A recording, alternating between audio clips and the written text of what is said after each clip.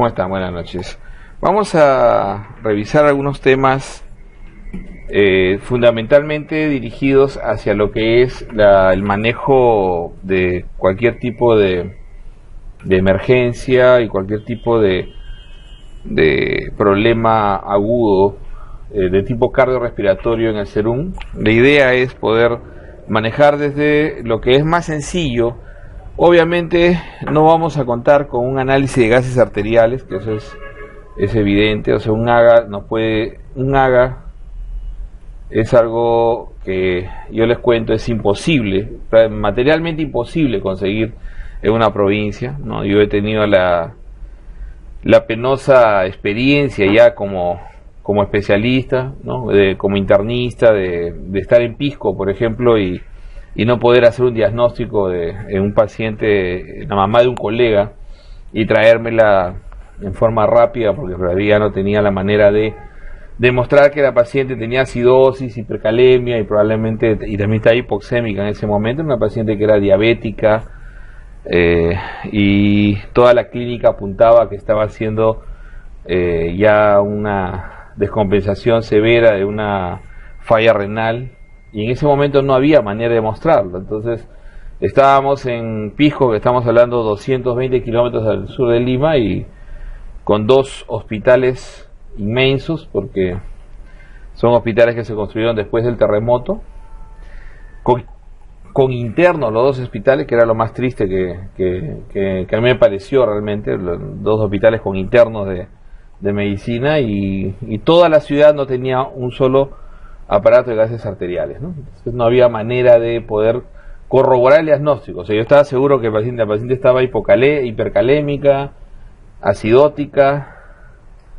Le puse toda la furosemia que pude ponerle, me la subí a un carro, me la traje a Lima, llegué al Revaliati a las 9 de la noche y tenía 7, 8 de potasio. O sea, había estado todavía aún más, y la dializamos media hora después, ¿no? Entonces, definitivamente uno tiene que apelar a la clínica, uno no tiene, ¿no? Entonces, todos estos parámetros que uno puede tener, una ira tipo 1 o una ira tipo 2, uno tiene que sospecharla. Lo máximo que ustedes van a tener probablemente, si son previsores, es tener una saturación.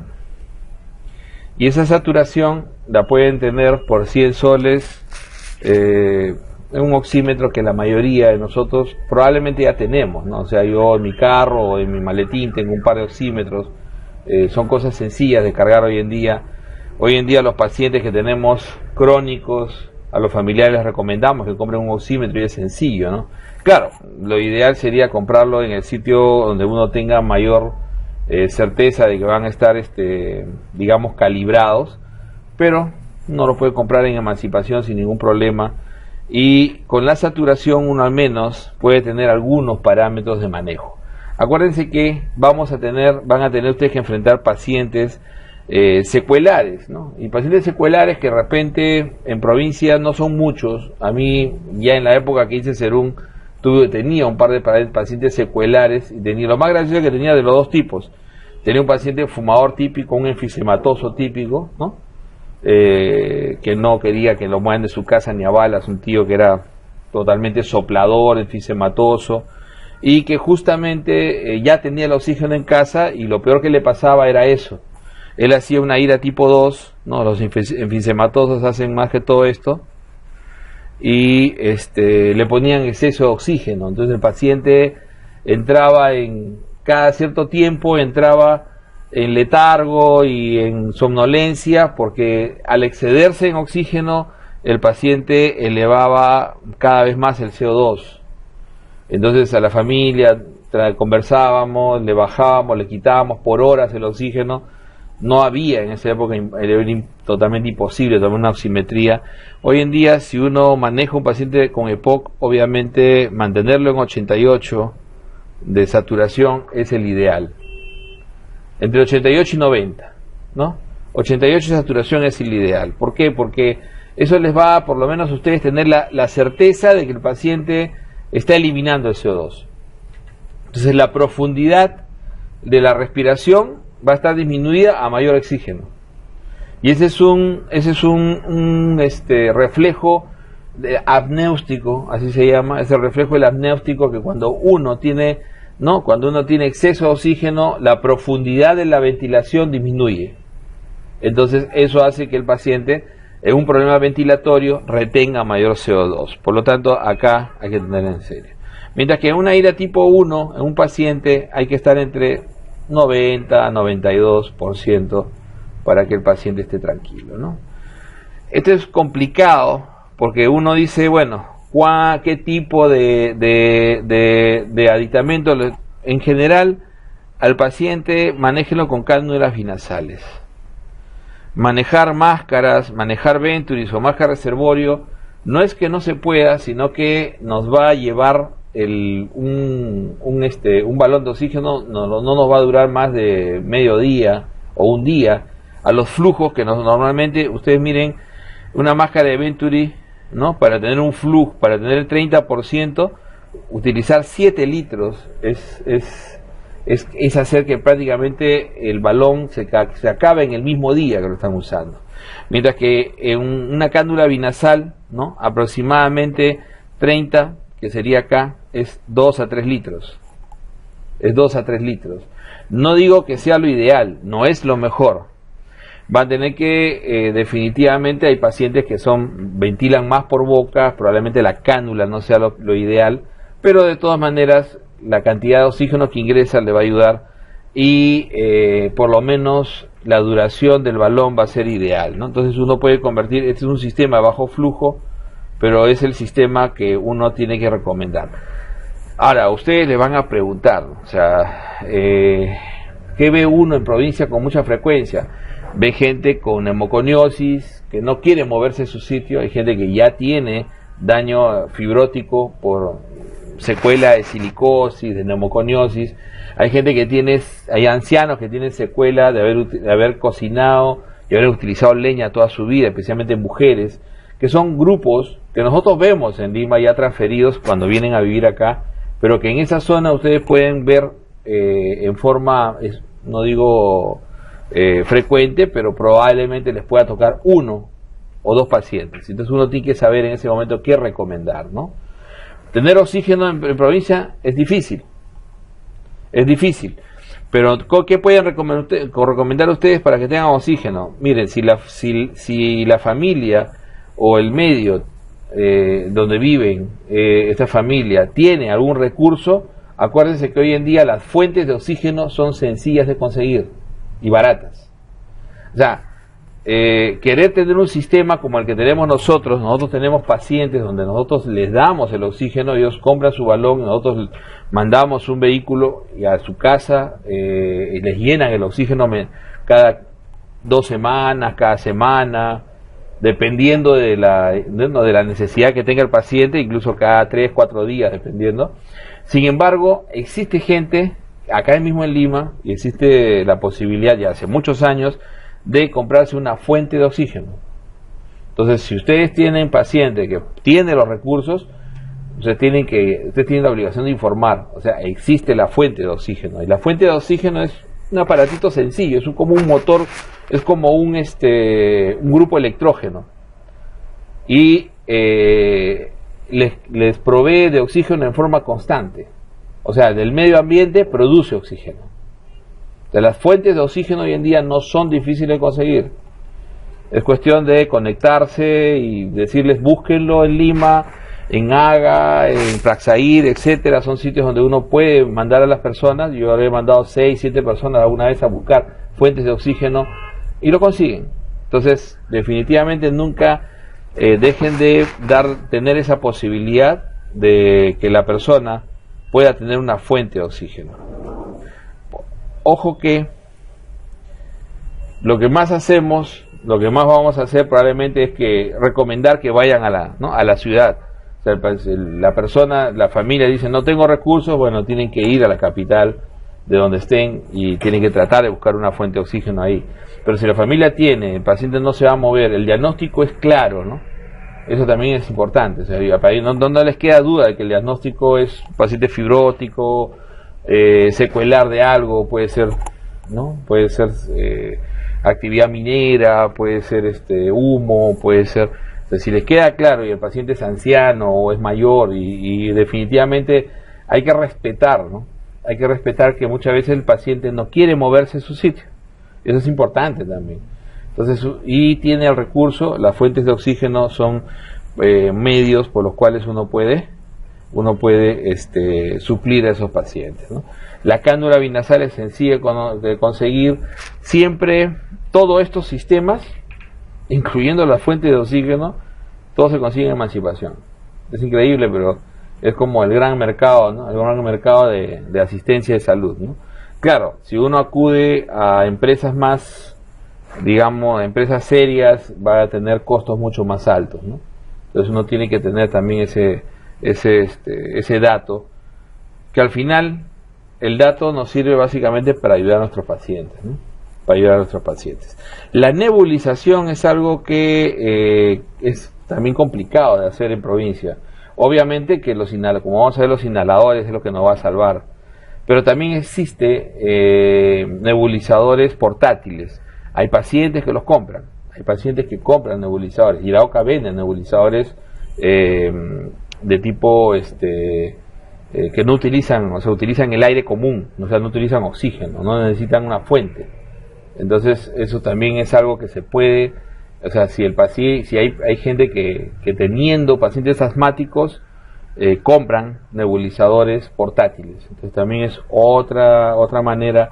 Uno tiene que estar enterado de saber qué cosas recomendar al paciente para que puedan manejar problemas de este tipo. Respecto, como le decíamos, al problema hipoxémico, al problema de insuficiencia respiratoria aguda, es lo máximo quizás que podamos hacer. Siempre acordándonos que además de la herida tipo 1, la herida tipo 2, tenemos la 3 y 4, que son perioperatoria, la 3, y la herida tipo 4, que es asociada a shock, hipotensión y shock, ¿no? Que obviamente es básicamente un diagnóstico que uno hace clínico asociado al AGA. Como le digo, AGA, si ustedes buscan de acá hasta Trujillo, no van a encontrar un solo sitio que tenga AGA. De acá a Ica no van a encontrar un solo sitio que tenga AGA. O sea, teniendo ciudades, ¿eh? O sea, si yo me voy para adentro, no sé. O sea, yo les digo lo que conozco. La cosa es más dramática, ¿no? O sea, pedirle a un paciente que se haga un análisis de gases arteriales. Es más, yo, para que ustedes quizás es risible, pero en esa ocasión en Pisco, al colega que estaba ahí le dije, necesito un AGA, y me consiguió el teléfono de AGA, la empresa.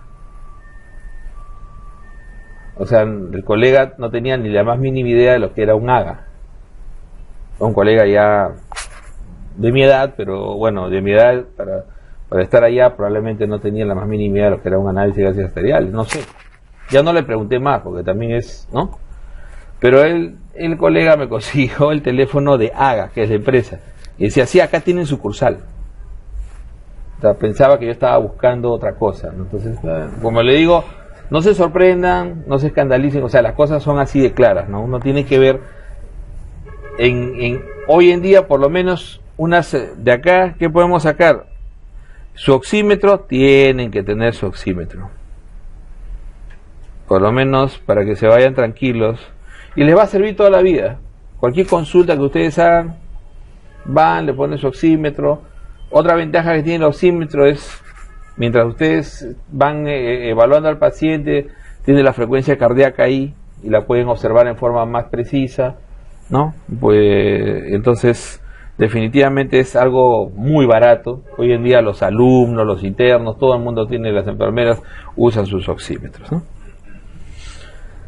El otro problema que vamos a revisar fundamentalmente es el asma, ¿no? Entonces nosotros decimos un paciente, por ejemplo, un caso, ¿no? Un caso clásico, un paciente de 33 años, asmática desde la infancia, tiene múltiples crisis, suele tener siempre síntomas nocturnos, ¿no? Es lo más clásico que hay en el país. Todas las semanas, 1 o 2 veces por semana, ¿no? 1 o 2 veces por semana que ceden con salbutamol, pero se repiten, o sea, todas las semanas tiene 1 o 2 eventos semanales. Acude a la posta por estar con disnea hace 2 días, no puede dormir por la sensación de falta de aire, tos exigente con expectoración mucopurulenta, además refiere que no acudió a su trabajo porque no puede conversar bien. Entonces es importante, ¿no? El paciente tiene una presión de 120/70, frecuencia de 110, respiratoria de 32, tiene sibilantes inspiratorios, expiratorios, tórax insuflado, ¿no? En el examen, ruidos cardíacos taquicárdicos, pulso se pierde a la inspiración, ¿no? La saturación está en 90% y además refiere el uso repetido de prednisona después de crisis, o sea, como un antecedente, es lo clásico en el país, ¿no? Los pacientes suelen tener crisis con mucha frecuencia y lamentablemente reciben prednisona como medicación muy habitual, entonces los pacientes suelen tener ese tipo de problemas. Entonces, este paciente, definitivamente, cuando uno dice asma, uno tiene que tener claro en la cabeza dos cosas. ¿Qué cosa es la crisis? O sea, ¿qué es la crisis? ¿No? La crisis asmática, ¿no? Y lo otro que tiene que tener claro es qué cosa es el manejo crónico del asma, ¿no? El asma crónica, ¿no? Entonces, si uno divide esto claramente, uno se da cuenta que la crisis es fundamentalmente dependiente de quién, de mastocito. Ahí nomás nos damos cuenta dónde está el problema. Mientras que el asma crónica es fundamentalmente dependiente de eosinófilo, donde el cambio estructural es mucho más persistente. Entonces, cuando esta paciente tiene las dos cosas, ¿no? Tiene las dos cosas bien claras. Esta paciente tiene un asma crónico de fondo, ¿no? Lo que le llamamos un asma persistente. Entonces nosotros podemos clasificar a esta paciente y decir, ¿no? Es intermitente, es persistente leve, es persistente moderado, es persistente severo. Y de paso vamos nosotros repasando lo que vamos a estudiar. Pero eso nos sirve, porque no sé, al final cuando uno puede estratificar al paciente, cuando uno estratifica al paciente, uno sabe qué cosa debe usar. O sea, en qué momento, qué tipo de medicamentos y en qué nivel de tratamiento está. Entonces uno dice, ¿no? El paciente tiene síntomas diurnos o tiene síntomas nocturnos. Ella tiene, en lo que refiere a su historia, como antecedente, como parte de su problema crónico, ella tiene síntomas nocturnos 1 o 2 veces por semana, ¿no es cierto? Tiene 1 o 2 veces por semana. Entonces eso es importante. Entonces definitivamente nosotros cuando tenemos este cuadro decimos síntomas diurnos, ok, vamos a lo más severo, el peor paciente, el paciente severo, ¿qué es lo que tiene? Tiene síntomas todo el día, todos los días, todo el día. O sea, ese paciente tiene síntomas los 7 días de la semana y todo el día. Mientras que el paciente con síntomas nocturnos severo, ¿qué tiene? Los 7 días de la semana, o sea, todas las noches. Pero no es toda la noche, ¿no? Pero tiene todas las noches. Ok, hasta ahí estamos de acuerdo. Otra manera de ver siempre este cuadro, cuando uno arma este cuadro, y les digo, acuérdense que el intermitente siempre es menor o igual a 2. ¿Y qué significa eso? Menor igual a 2 por semana. Menor igual a 2 por mes. Abajo es por mes. Entonces, síntomas diurnos, menor igual a 2 por semana, como decíamos, ¿no? Síntomas nocturnos, menor igual a 2 por mes. Menor igual a 2 por mes. Nuevamente vamos hacia arriba, en el severo. Si acá es todos los días, todo el día, acá es todos los días, pero no todo el día. No todo el día. O sea, el paciente en el diurno persistente moderado tiene síntomas todos los días, pero no todo el día. ¿Ok? No todo el día. ¿Qué me queda al medio? Que tenga mayor de 2 por semana. ¿Se dan cuenta? Mayor de 2 por semana. Entonces, acá tiene, por lo general, todos los días de la semana en la noche, tiene algún síntoma. Entonces, acá va a tener por lo menos una vez a la semana, o sea, mayor de una vez por semana. Mayor de una vez por semana. Y aquí, si tiene más de una vez por semana, eso significa 4 a 5 veces por mes, ¿o no? Por lo tanto, acá va a tener 3 a 4 por mes. Y ahí completamos el cuadro. Entonces, uno dice, O lo tenemos a la mano o uno lo completa. Yo siempre les digo, ustedes van a ir pronto a la residencia, acostúmbrense a armar su cuadro. Ese cuadro les va a seguir siempre. O sea, hay cuadros que uno tiene que tener siempre, tiene que armarlo. Entonces, el truco es ese, ¿no? Uno dice, te vas al fondo, te vas acá, ya sabes que intermitente es menor o igual a 2, estos dos cuadritos siempre son por mes. Entonces, ¿dónde está la paciente? La paciente está acá. Tiene 1 a 2 veces por semana síntomas nocturnos. O sea, ella es una asmática persistente moderado. Entonces, ustedes en su historita van a poner, ojo que yo les recomiendo, miren que yo he hecho Serum en el año 92 a 93, ya en esa época lo que a mí se me ocurrió armar con mi gente, porque era una posta nueva, no existía la posta, es armen historias familiares, es lo mejor. No sé cómo está haciendo el ministerio, eso ya les están recomendando, pero es mucho mejor armar historias familiares, por apellidos, ¿no? En un solo sobre meten todas las hojitas que atienden, ¿no? Atiendo a Díaz Canchaya, ok, Díaz Canchaya 1, Díaz Canchaya Héctor, o sea, vas metiendo de esa manera, te ayuda, porque al momento que sacas la hoja de uno de ellos, puedes mirar las otras y puede haber ahí datos interesantes e importantes que te pueden servir, ¿no? Lo mejor siempre es armar historias familiares, o sea, en un solo sobre, meter las hojas, ¿no? Una en el ángulo superior derecho, pone ¿no? el nombre exacto del paciente y de esa manera lo identifica más fácil, pero arma un folder de la familia, porque ustedes van a atender grupos familiares, familias, eso es importante, o sea, esa es una estrategia muy buena, a mí me resultó muchísimo y realmente te ayuda mucho. Entonces tú dices, estas historias de asma, de atopía, se repiten en las familias. Entonces uno puede ver algunas cosas. Este paciente es una persistente moderado. Pero en ese momento que está llegando, según el cuadro clínico, ¿qué está haciendo? Está haciendo una crisis. Está haciendo una crisis. Entonces vamos a ver cómo la manejamos. Cómo la manejamos ahora y cómo la manejamos después. Cuando un paciente hace una crisis, lo ideal es darle salbutamol, el SABA. Siempre darle salbutamol. Entonces, la gran ventaja que tenemos hoy en día es que podemos conseguir con facilidad salbutamol. No podemos conseguir con facilidad salbutamol. El asunto es que yo les voy a decir dónde está el truco. El truco está no solamente acá, no solamente allá, sino acá también. Van a ver ustedes ya han hecho internado y probablemente lo que les voy a decir no lo han hecho nunca. O sea, empecemos por algo. Cuando usas un inhalador, olvídate, o sea, la aerocámara es una tontería. La aerocámara es una tontería total. Yo soy de la generación que empezó las aerocámaras, ¿no? Agarramos botellas de Inca-Cola, las cortábamos, les armábamos, porque nos engañaron teóricamente pensando de que la aerocámara te concentraba, no, para nada. O sea, el disparo, cuando tú tienes un inhalador, ¿no? Cuando tú tienes un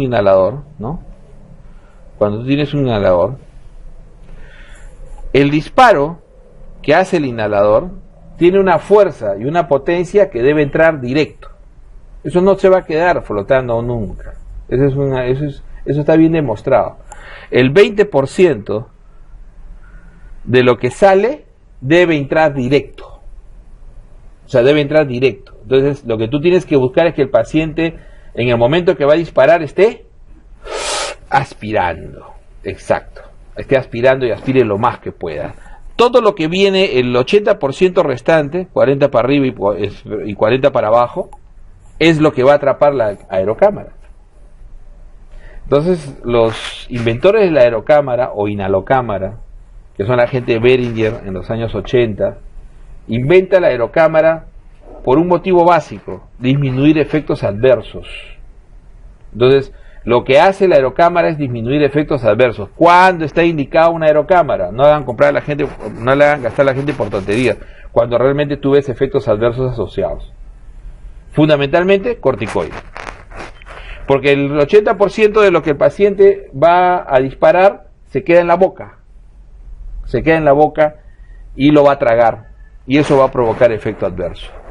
Entonces, para eso es la aerocámara. Entonces, cuando tú disparas, tienes una cámara, por eso que la cámara tiene esta forma. La cámara debe tener esta forma, ¿no? De tal manera que lo que dispara se atrapa en el cono. Lo que dispara se atrapa en el cono. Y de esa manera, y lo del resto también, de esa manera se atrapa en las paredes y el paciente no le llega a la boca. O sea, trata de no llegar a la boca de esa manera.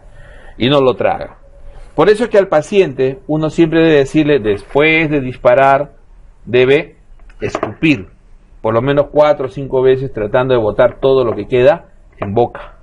Tratar de no tragar la saliva que tiene en boca. Porque ahí está el efecto adverso. Ahí está el efecto adverso. Entonces, el truco de todo el problema es que la mayor parte de los pacientes no saben usar su cámara. No saben usar el inhalador, perdón. El inhalador, al margen de que se agita y se mueve, que eso ya lo sabe hasta el portero de cualquier sitio, lo que uno tiene que hacer es que el paciente tenga secuencia. ¿Y cuál es la secuencia? El paciente debe botar el aire primero. O sea, el paciente debe desinflarse. El paciente debe botar hasta que le dé tos. Y si le da tos es mejor, porque bota más. Entonces, ya, y en ese momento que ya no puede botar más, debe pegar, ¿no? No debería morderlo, pero bueno, si lo quiere morder no hay problema, porque a veces el paciente es así. Puede ser, lo ideal es 4 a 5 centímetros, boca bien abierta y disparar. Y disparar en el momento que el paciente aspire. Usted comienza a aspirar y dispara. En ese momento. Y debe aspirar lo más largo que pueda. Lo más largo que pueda. Y siga aspirando sin moverse. Hasta que, una vez que infle completamente el tórax, debe aguantarlo como si estuviera haciendo una competencia de quién aguanta más, ¿no? O sea, tomar el aire y aguantarlo lo más que pueda. Y cuando ya no pueda, ya que bote. Esa es la manera correcta. No es solamente disparar y que... No, tiene que botar todo lo que pueda. O sea, todo el aire que pueda el paciente. Usted tiene que enseñarle al paciente. Uno tiene que disparar, ¿no? Al momento que ya comenzó a aspirar lo más profundo y aguantar el aire lo más que pueda. Ustedes le dicen como si fuera a bucear, y ustedes lo hacen entrenar. A ver señor, tome aire. Miren que lo más difícil es enseñarle al paciente. Yo les digo por experiencia, lo más difícil, y lo que les voy a decir puede sonar feo, pero la gente del Ande es mucho más difícil. No sé por qué. Porque cuando tú le dices, bote el aire, y la gente hace, ¡ah! No, bote corrido. Entonces no lo botan. Entonces uno tiene que, señor, míreme a mí. Entonces el paciente recién, ya doctor, así es. Entonces uno tiene que tomarse el tiempo. Van a tener el tiempo, todo el tiempo del mundo, ¿eh?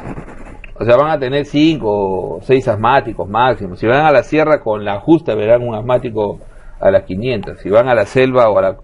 Acuérdense que en la selva el asmático es diferente al de la costa. El asmático de la costa fundamentalmente es dependiente de ácaros, es más alérgico, es más atópico. El de la sierra es más dependiente de polen. Es como el asmático de Europa. Es totalmente diferente. O sea, no me refiero al tipo de cuadro clínico, sino a la manera en que se presenta, ¿no? O sea, generalmente en la época de polinización están todos los asmáticos ahí activos en la selva, en las zonas donde hay vegetación. Mientras que en la sierra es un poco más bajo, porque hay climas más secos, incluso hay gente que viaja justamente por eso. Acuérdense que hay gente en Lima asmática que tan solo irse a Ate, ¿no? O irse a La Molina les cambia completamente la vida. Irse a vivir a Ñaña o irse a vivir a Santa Clara les cambia completamente la vida. Entonces eso también hay que tener en cuenta. Entonces este es el problema. O sea, nosotros cuando uno trata una crisis, uno al principio usa su inhalador, ¿no? 2 disparos cada 10 minutos, 10 a 20 minutos, generalmente 10 minutos en forma seguida, ¿no? 1, 2, 3, 4, 5, 6 veces. Y el paciente le van, ¿no es cierto? Hace sus 2 disparos, descansa 10 minutos. Hace 2 disparos, descansa 10 minutos. Si tienen los medios para ponerle corticoide en la crisis, le ponen corticoide ahí, y idealmente es tener hidrocortisona. Ahora, si no tienen hidrocortisona y tienen Dexa, bueno, tendrán que usar Dexa. pero lo ideal es que tengan hidrocortisona. Ahora me dirán, yo doctor nunca he puesto un endovenoso, vas a tener que aprender, porque no lo vas a poner intramuscular jamás. La Dexa sí la puedes poner intramuscular, la hidrocortisona ni a balas. O sea, es muy difícil poner intramuscular, volúmenes muy altos, mucho dolor, entonces no conviene. Pero si te haces una buena posta, donde tienes gente que, incluso hasta los técnicos, una de las primeras cosas que uno tiene que averiguar cuando llega a su posta es quiénes saben poner inyectables. Y la gente ya tiene, ya sabe, incluso hay técnicos que hasta hacen lavados de hígado, acuérdense de eso. Hacen lavado de hígado, o sea, ¿qué hacen? En su casa, llevan a un paciente, le ponen una destroza con 4 epaviontas y eso se llama lavado de hígado. Entonces es una costumbre muy peruana en provincia. Entonces el paciente que se vino después de ahora que ha habido las fiestas de carnaval, la gente dice, ahora me toca mi lavado de hígado. Y se van y buscan, y generalmente son técnicos, o sea, no enfermeros, ¿no? Y se pasan una dextrosa en 6 horas, 8 horas, no sé, ¿no? El tiempo que... Y le ponen 4 epaviontas en una dextrosa y se las pasan, y dicen lavado de hígado. Y ese es clásico, o sea, eso no, ni traten de luchar contra eso, porque eso ya está metido en el ADN de la gente, ¿ok? Pero ¿qué cosas pueden aprovechar ustedes de eso? Ya identificaron a alguien que sabe poner una vía, porque los médicos somos malos para poner vías. Podemos poner un catéter central, pero no podemos poner una vía periférica. Entonces ese es lo peor de todo, ¿no? Entonces coger la vena a veces se nos hace muy difícil, pero acuérdense que el primer paso en el manejo de la crisis es SABA e hidrocortisona. Generalmente 250 miligramos, que la dosis es 4 miligramos por kilo, la primera dosis, máximo 250. Claro, puede haber gente que pese 100 kilos, no le van a poner 400, porque la dosis tope es 250, es 4 por kilo. Entonces, si el paciente con estas 4 a 6 inhalaciones y con la hidrocortisona no les mejora, entonces ustedes ya empiezan los problemas, porque acuérdense que el siguiente paso va a ser más difícil de conseguir. O sea, se supone que es en este paso donde uno suma hipatropio. Y habría que ver si realmente tienen el hipatropio a la mano. Es un poquito más complicado, pero en el segundo paso del manejo de la crisis, ¿no? Uno le suma el hipatropio y mantiene la hidrocortisona en forma persistente, o sea, cada 6 horas. ¿No? Entre 200 a 250 miligramos.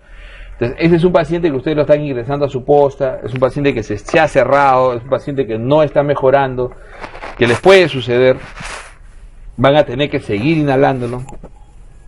Después de 8 inhalaciones tienen que descansar por lo menos 30 minutos a 1 hora para volver a empezar un ciclo. Entonces, volver a empezar un ciclo siempre controlando frecuencia cardíaca, que no pase de 120, o sea, siempre controlando frecuencia cardíaca. Cuando una usa, ¿no? El salbutamol no debe pasar de 120 de frecuencia máxima.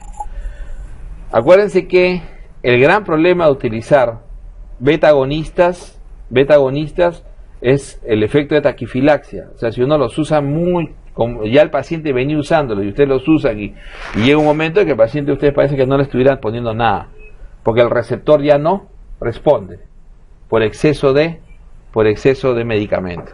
Eso se llama taquifilaxia. Entonces ahí lo ideal es cambiar de medicamento, ¿no? Bueno, en el paso 2 lo ideal sería poder conseguir hipatropio. El hipatropio ya no es caro en ningún sitio, ¿no? Cuando en mi época era prohibitivo, ¿no? Era carísimo, el Atroven era... Hoy en día hipatropio consiguen como genérico con mucha facilidad en Lima. No sé si en provincia sea fácil de conseguir, no sé si los pacientes tengan, ¿no? No les digo que se lleven tampoco, porque eso es cuestión sería un gasto adicional. Bueno, si se van donde hicieron internado y se pelan no estaría mal, ¿no? Ya tienen ahí en su cajón de por si acaso. Pero el hipatropio es el siguiente paso, ¿no? Entonces, este paciente que ya van a tener que ir al paso 2 es porque pasó por lo menos 6 horas, el paciente no mejoró, el paciente ya recibió hidrocortisona, no mejoró. ¿Qué pasa si mejora? Si mejora, le dan de alta, pero le dan de alta solamente con SABA Y si quieren agregarle algo más, le van a dar beclometasona. O sea, le recomiendan usar beclometasona. No usen prednisona. No cometan el error que hemos cometido los viejos de darle prednisona a todos los pacientes cuando salían de alta. No. La prednisona no se usa comúnmente en los pacientes. No es necesario. O sea, si ustedes, después de que lo sacaron, entonces de alta, sigue usando tu SABA cada 4, cada 6 horas, ¿no? Y a demanda, y agrégale beclometasona 2 cada 12. Agrégale beclometasona 2 cada 12. ¿Puedes comprar la beclometasona? Sí, doctor, y sí tengo en mi casa, o voy a ver cómo lo compro. Ahora, ya depende de ustedes en qué zona estén. No crean, hay zonas en el Perú donde ustedes van a ir que están muy alejadas, pero que tienen muchos recursos, como hay zonas muy alejadas que tienen muy bajos recursos. Entonces, hay que, a la primera que ustedes tengan su sede, tienen que hacer su mapa, ¿no? Su mapa de pobreza, tienen que ver cómo está su índice ahí, ¿no? Y cuáles son los recursos realmente que tiene la gente. Hay zonas en el Perú que están muy bien hoy en día, por ejemplo, zonas que antes eran pésimas, digamos, con mucha pobreza, como Abancay, ¿no? La zona de Apurímac, ¿no? Toda la zona de Cusco, Apurímac, que eran zonas muy difíciles, hoy en día tienen muchos recursos a raíz de la minería, de la agricultura, etcétera. Como que hay zonas que estuvieron mejor y se han empobrecido. Cajamarca, Sierra de la Libertad han empobrecido en los últimos años, y hay otras zonas que no. Entonces ahí tienen ustedes que tener el dato preciso y ver si hay la posibilidad que el paciente use beclometasona. Pero si el paciente no mejora y no tiene hipatropio, ¿qué van a hacer? Ahí viene el problema, ¿no? O sea, si tengo hipatropio, uso el hipatropio. No tengo hipatropio, doctor, ¿qué más puedo hacer? O sea, ya pedirles que usen sulfato de magnesio, que es el siguiente paso, peor. El siguiente paso es usar sulfato de magnesio, es peor. O sea, ya nadie se va a ir a un sulfato de magnesio pese al serum ni a balas, ¿no? Entonces, pero claro, ya sabemos por teoría que lo siguiente sería sulfato de magnesio, pero no podemos usar sulfato de magnesio. Entonces el paciente lo sigo nebulizando, lo sigo disparando, sigo con hidrocortisona, no sale. ¿Qué hago con mi paciente si es que el paciente se pone grave, ¿no? Y tengo que buscar cómo derivarlo, ¿no? Pero mientras tanto, si el paciente me está entrando ya con síntomas, miren los síntomas que tenía este paciente, ¿no? Este paciente, ¿qué significa tener más de 30 de frecuencia respiratoria? Mayor de 30 es un signo de gravedad. Es un signo de gravedad, ¿ok? Mayor de 30 de frecuencia respiratoria es un signo de gravedad. Mayor de 100 de frecuencia cardíaca es un signo de gravedad. Mayor de 120 es el signo máximo de gravedad.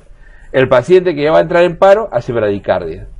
Acuérdense siempre eso, pregunta examen. El paciente que ya está preparo respiratorio hace bradicardia. Pero en el caso extremo severo hace más de 120. Ese paciente que dice que el pulso se pierde a la inspiración, ¿cómo se llama eso? Pulso paradójico. Entonces ese es clásico del paciente con criterio de severidad. Criterio de severidad en ese paciente. Entonces ese paciente que tiene criterio de severidad, ¿qué hago con ese paciente? O sea, en la provincia poder conseguir aminofilina es una posibilidad. Lo veo difícil. Pero si pueden conseguir aminofilina, podrían intentar aminofilina. O sea, aminofilina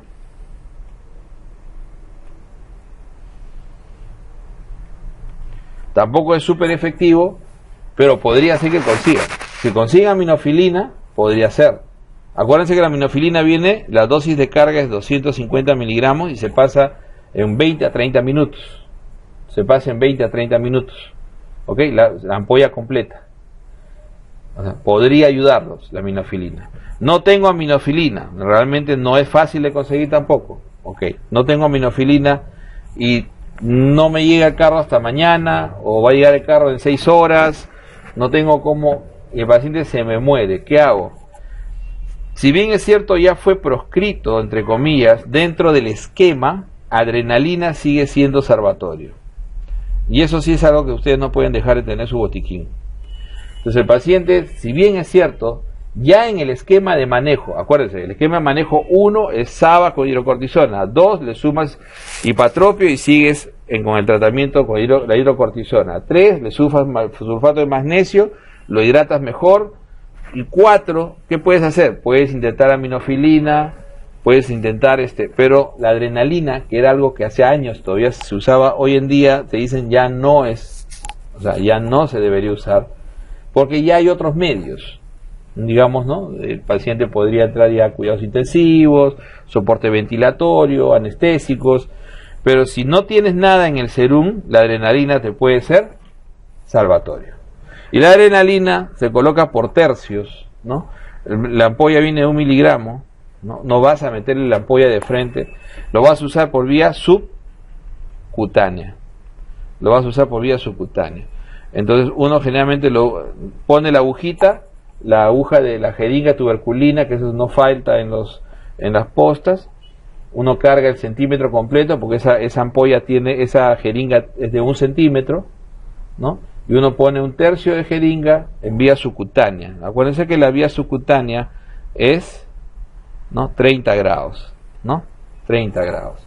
Entonces uno agarra en 30 grados, ingresa, incluso uno agarra, pone la aguja, acá está la jeringa, y uno le pone un algodón acá.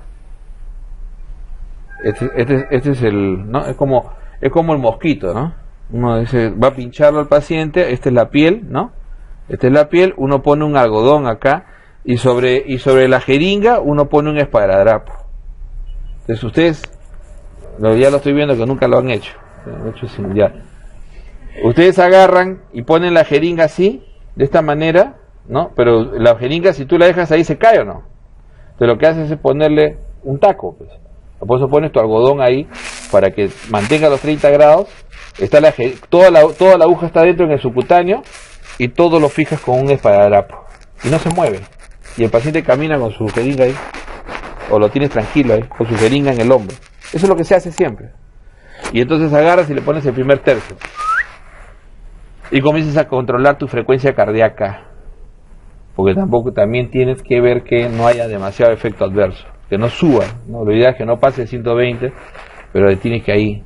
Entonces el paciente todavía está tolerable, siguiente tercio, y comienzas a auscultar y a ver tu frecuencia cardíaca. Impresionantemente, nosotros hemos usado, yo les digo, yo he usado adrenalina a harto, porque yo vengo de la época que no había ni siquiera inhaladores.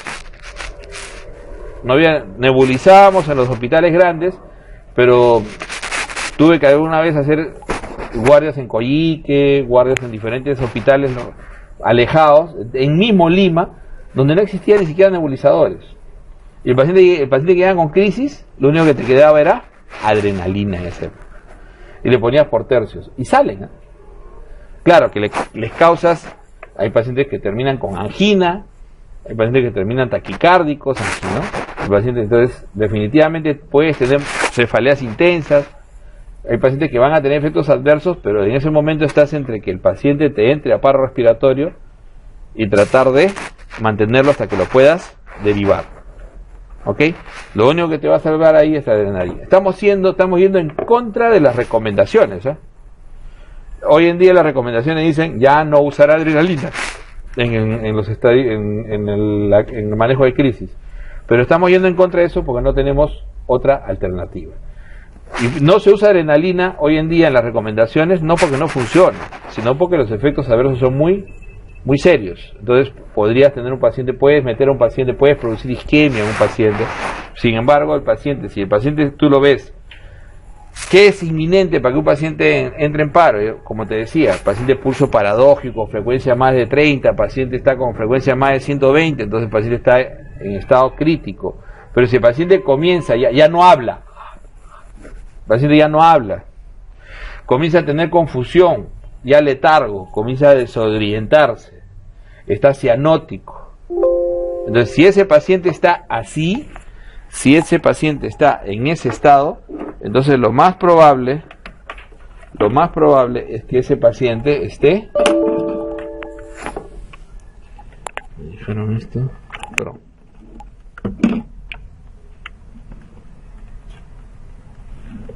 Ya. Lo más probable... Se está haciendo conectar. Lo más probable es que ese paciente me pueda entrar en paro. ¿Ok? Hasta ahí estamos bien. No tenemos más que hacer. Olvídense, la atropina no les va a ayudar.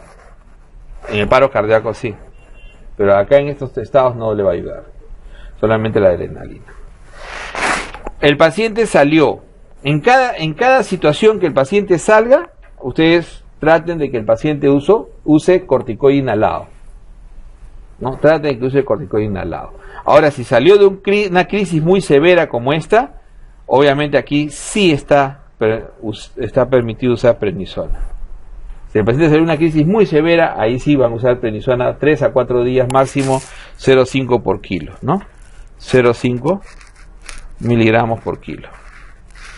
Ojo que es 0,5 miligramos por kilo los 3 a 4 días. No es que le doy 40, mañana 30, mañana 20, eso no. Ese es otro invento peruano que no existe y no está escrito en ningún sitio. ¿Ok? Eso de que le doy un día 40, mañana 30, mañana 20, olvídense, eso lo aprendieron de boca.